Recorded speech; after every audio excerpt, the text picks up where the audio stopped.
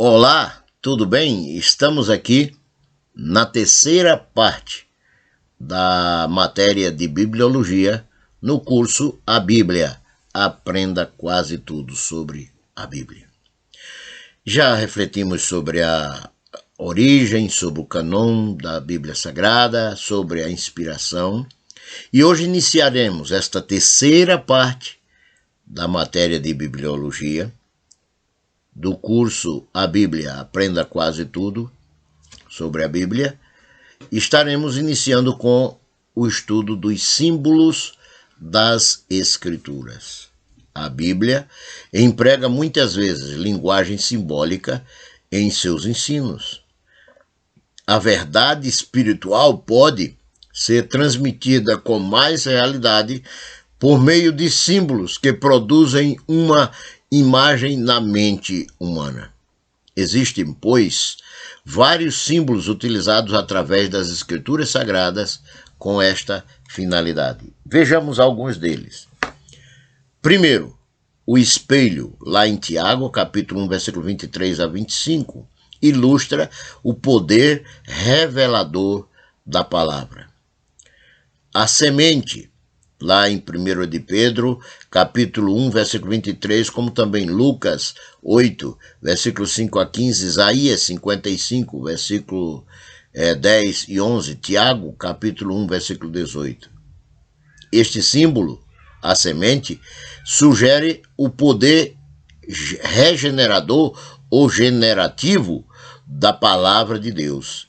É uma palavra que dá vida e que gera vida naqueles que estão mortos em seus delitos e pecados. Lavoura, ou lavadouro, ou água, está em Efésios capítulo 5, versículo 26, como também Apocalipse capítulo 1, versículo 5, Salmo 119, versículo 9, e também João capítulo 15, o versículo 3. A pia ficava entre o adorador e o tabernáculo, possibilitando a purificação do pecador. A mesma palavra que revela nossa contaminação também fornece um meio de limpeza da nossa contaminação. Uma outra palavra é lâmpada e luz. Salmo 119, versículo 5 e 5, diz que ele é luz para o meu caminho. É lâmpada para os meus pés e luz para o meu caminho.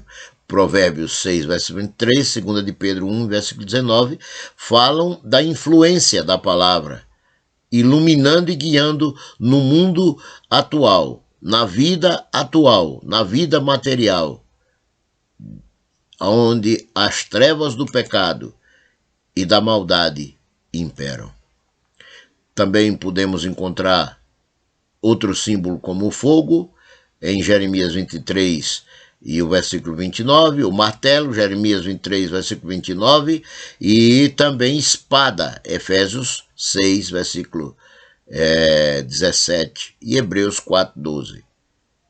Esta é a única arma ofensiva do crente em sua luta contra os principados e potestades do mal, dominadores do mundo tenebroso, contra as forças espirituais da maldade nas regiões celestiais, como diz em Efésios capítulo 6, versículo 12.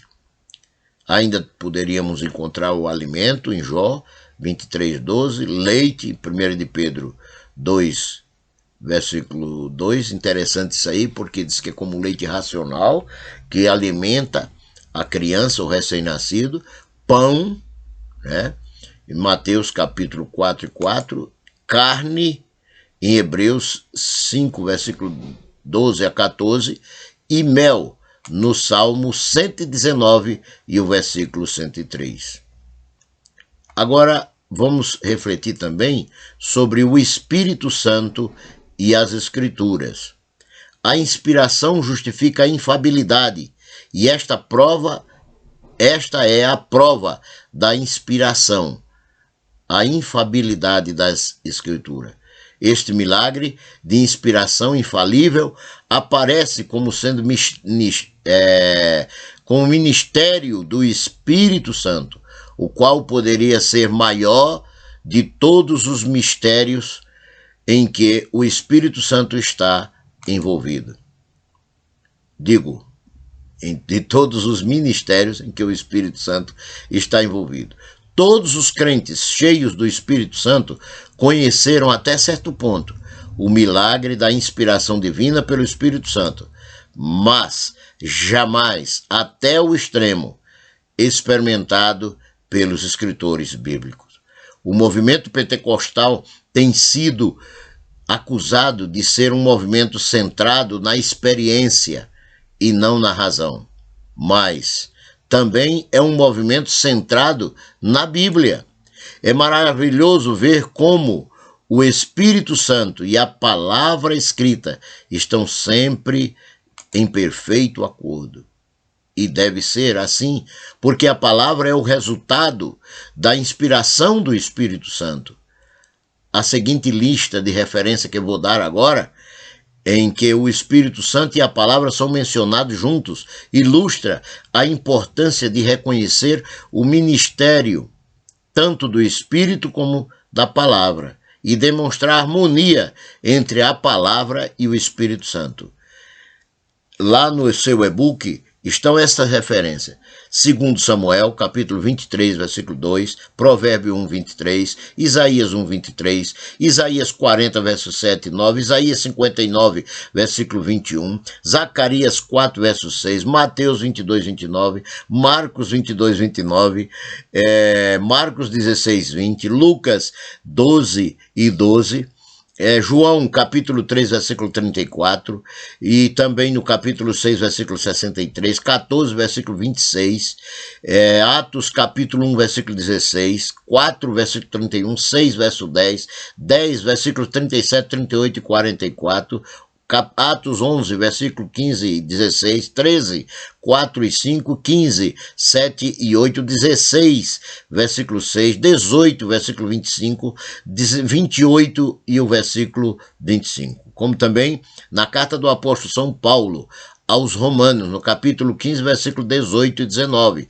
e ainda na carta do apóstolo São Paulo aos Coríntios 2, 13, 12 e 8, segunda carta aos Coríntios, capítulo 6, versículo 7, Efésios, capítulo 1, versículo 13, 6, versículo 17, 1 Tessalonicenses 5, capítulo 1, versículo 5 e 6, 1 Timóteo, capítulo 4, versículo 12, Hebreus, capítulo 2, versículo 3 e 4, 6, verso 4, e uma outra infinidade de textos que estão lá no seu e-book e você poderá comprovar.